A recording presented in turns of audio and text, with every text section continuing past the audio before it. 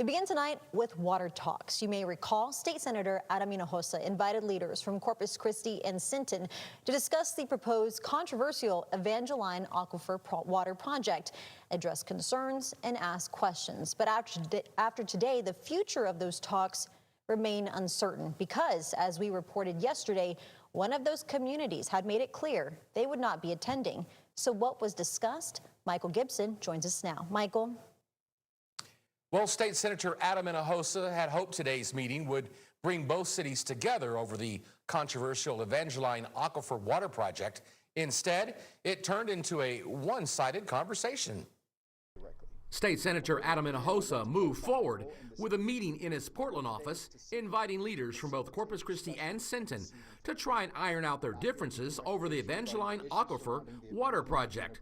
But as Sinton officials promised on Monday, no one from that city showed up. I want to emphasize that the door remains open to the city of Sinton.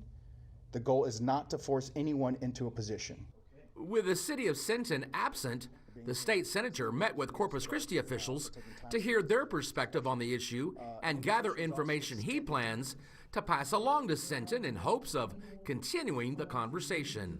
I want to send that over to the city of Sinton and say this is what came of the meeting, and we still have an open door, always will have an open door to address their needs. Meanwhile, the Evangeline Aquifer project itself could end up tied up in the courts for years. Now, here along the Nueces River near Highway 624 and 666, Corpus Christi has 2 well fields already in place, but none of that water is currently being released into the river. Mayor Paulette Guajardo says the city is working with the governor's office to get the permits needed to change that. We're continuing to work with their office to not only expedite, but to issue those permits. We have up to 10 million gallons of water right now that are sitting, waiting to be put in the river. At the same time, city leaders say another potential water source could come from property owners along the Mary Roads pipeline. City Manager Peter Zanoni says some landowners have approached the city about turning parts of their property into new well fields that could feed directly into that pipeline. We're looking at their tracts of land that can produce water that could be a close insert into the Mary Roads pipeline.